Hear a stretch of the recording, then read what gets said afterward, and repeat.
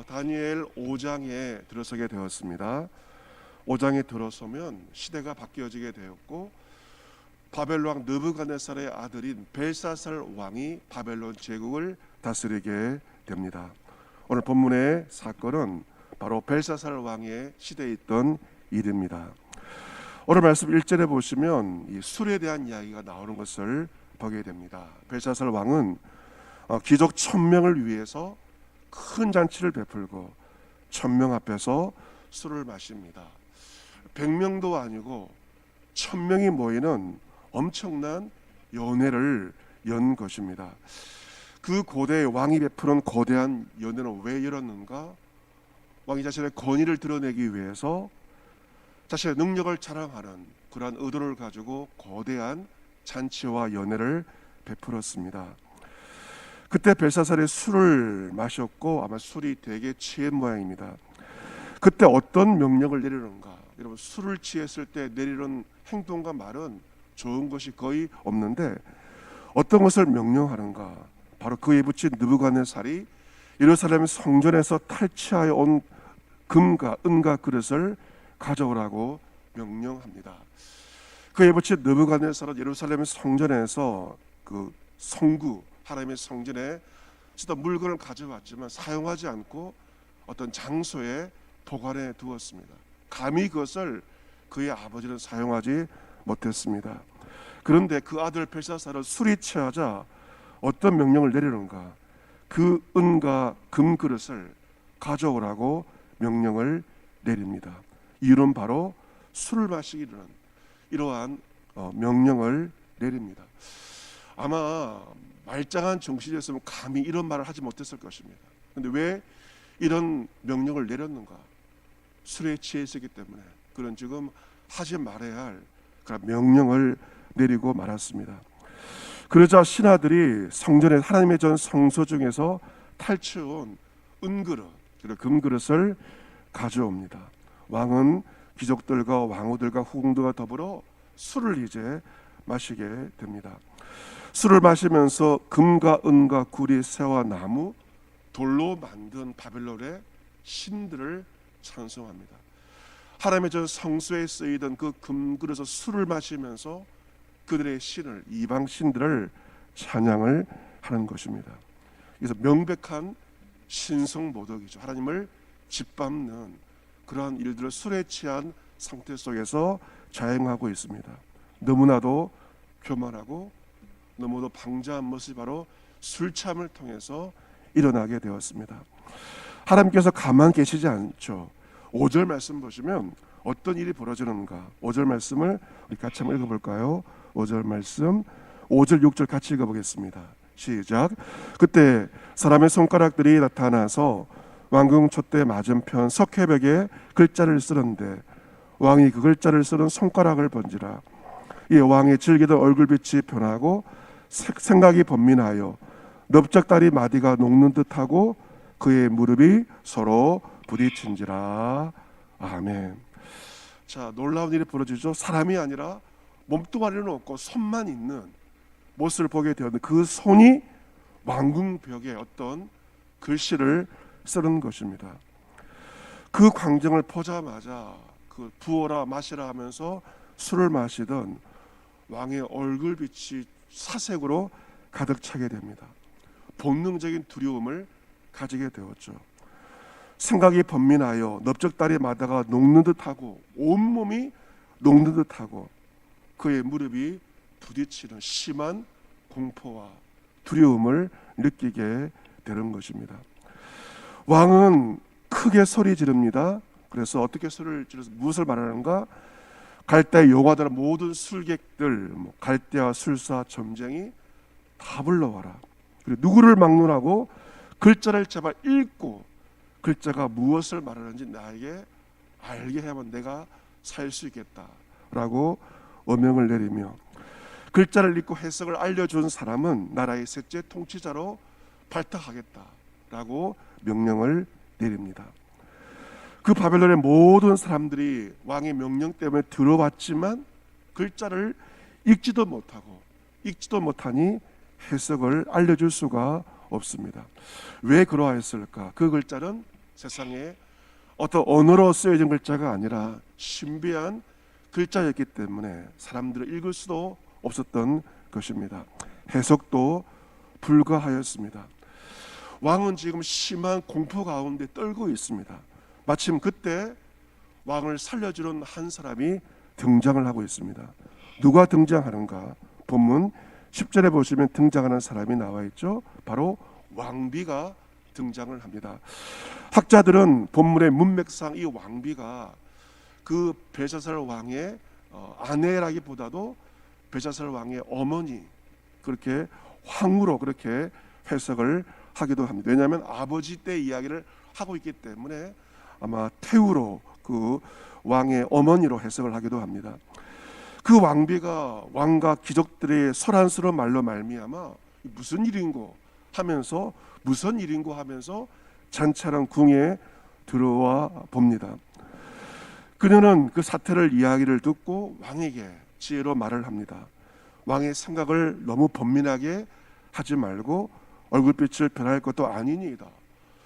왕과 모든 사람들이 두려워하고 있는데 한 사람 여자 그 왕비만큼은 오히려 왕의 마음을 진정시키는 것을 보게 됩니다. 오히려 여성들이 위급한 상황에 남자들이 정신을 못 차리고 있을 때 여성들은 더 차분해져서 더 지혜로운 말을 하는 것을 보게 되는데, 본문 역시 왕은 지금 어쩔 줄을 몰라 하고 있는데 아내가 왕을 진정시키면서 안심을 시키면서 해결책, 솔루션을 제시하고 있습니다.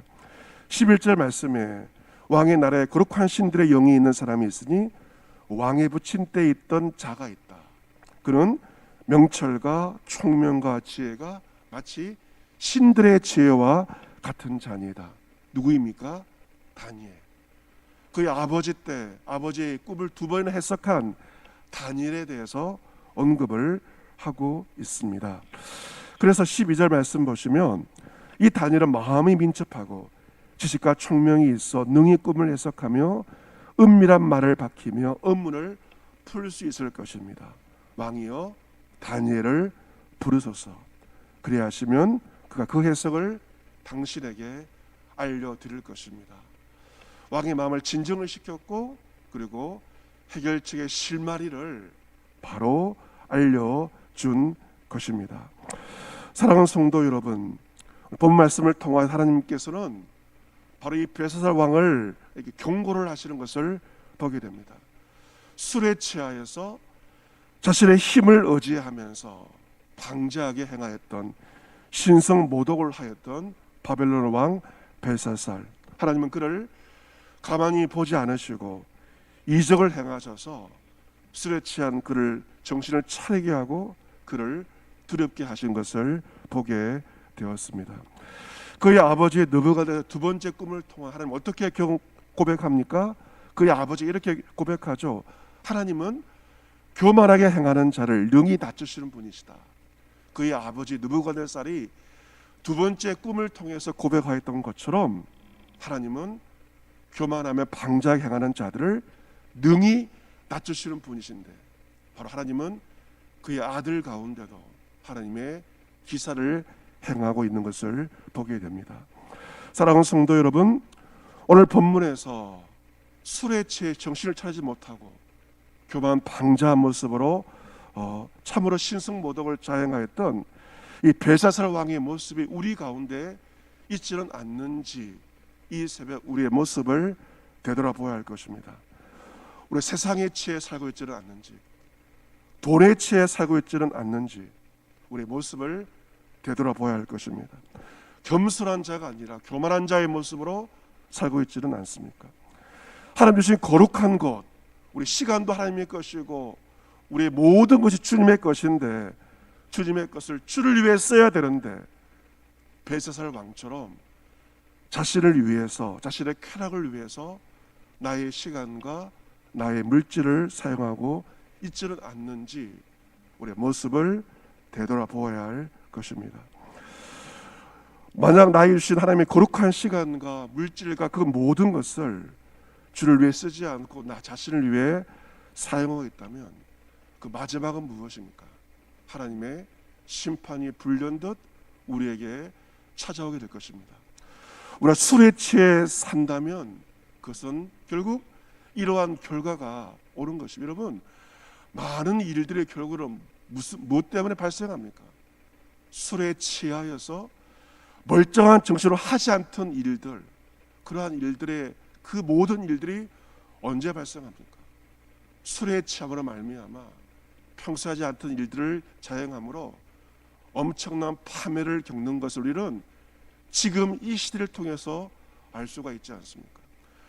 그래서 우리는 정말 이 모든 일의 발단이 바로 술로 말미암을 기억하고, 성경 말씀처럼 술 취함은 방탕함이기 때문에 우리는 술에 취한 자가 아니라 성령의 충만함 가운데 이 세상을 살아가야 한다는 것입니다. 오늘은 어린이 주일입니다. 우리가 자녀들, 어린이도 있겠지만 청년들도 있을 것입니다. 전도서 11장은 솔로몬 왕이 청년들에게 이런 말을 하고 있습니다. 청년이여, 내 어린 때를 즐거워하며 내 청년의 날들을 마음에 기뻐하여 마음에 원하는 길들과 너희 눈이 보는 대로 행하라. 이 청년들 참 말 잘 듣지 않습니다. 자기 마음대로 살려고 하자. 우리도 과거에 그러하지 않았습니까? 하지만 전도서 기자가 이 말을 하고 있습니다. 너가 마음대로 할 수도 있지만 기억해야 할 한 가지가 있다. 하나님이 이 모든 일로 말미암아 너를 심판하실 줄 알라. 하나님은 그 모든 일에 대해서 너를 심판하신 자이다 말씀하고 있습니다. 심판, 하나님의 심판에 대해서 말씀하고 있습니다. 너는 청년의 때 너의 창조주를 기억하라. 곤고한 날이 이르기 전에, 나는 아무 낙이 없다고 할 해들이 가깝기 전에 너의 창조자를 기억하라 말씀하고 있습니다. 흙은 여전히 땅으로 돌아가고 영은 그것을 주신 하나님께로 돌아가기 전에, 죽기 전에 너는 창조자를 기억하라. 전도자가 이르되 헛되고 헛되도다. 모든 것이 헛되지만 창조주, 심판주 하나님을 기억하라. 청년들에게, 우리 자녀들에게 권면하고 있습니다. 우리가 부른 찬송가의 가사처럼 정말 세월이 살같이 빠르게 지납니다.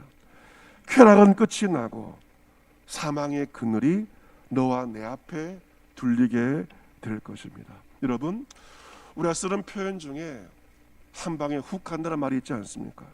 하나님은 사람의 교만함과 오만함을 한 방에 날려보내시는 창조주이시며 심판주 하나님이십니다.